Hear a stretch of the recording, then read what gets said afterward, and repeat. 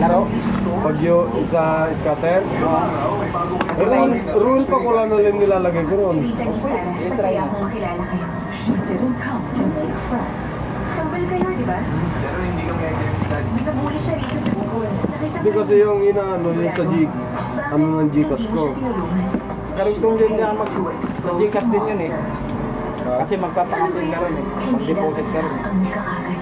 Di ba pag ano ka, nag-withdraw ka, di ba? Oo, lumalabas yung Royal Pakulanan mo, diretso na eh. Everyone becomes a suspect. Master's Daughter, Saturdays, 10:30 p.m. on Bakit hindi GTV. nagtutugma doon sa ano? Delikado mga tao dito. Mag-cooperate ka na lang para di masaktan. Ano sabi niya? Ulitin? Magbabawi na ba ni Gali ang kapatid niya?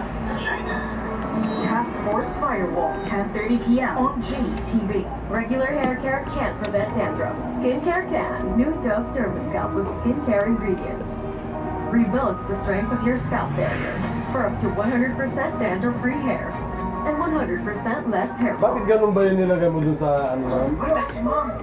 Dad Connectitious Special with Ladies' Choice, the #1 mayo with best quality ingredients, 100% Farfetch eggs. Wow! Special. Subukan mo ilagay yung Royal Pakulanan lang. Challenges, you bounce back stronger. Now, your damaged hair can too. Well, Dove Peptide Kasi pag nag-withdraw ako, yun lang ang nilalagay. Yung, diba, magsasabi yun sa, ano kung mag-withdraw sa scatter na, Oo, dito. name. Ang kwentuhan. Kaya jayas na. Ilang siginailangan para ang isang ordinaryong araw sa mall napalitan ng takot, bagay na napatunayan kamakailan ng Subukan mo ilagay yung Royal Pakulanan lang. sa Cagayan de Oro City. May bata kasing naipit sa escalator. Sakitan siya. Ay, yun siya. Wala ka Naipit, oh. nila. Kalmado ang bata na nakahandusay habang tila kinain ang gilid ng escalator ang kanyang kanang kamay.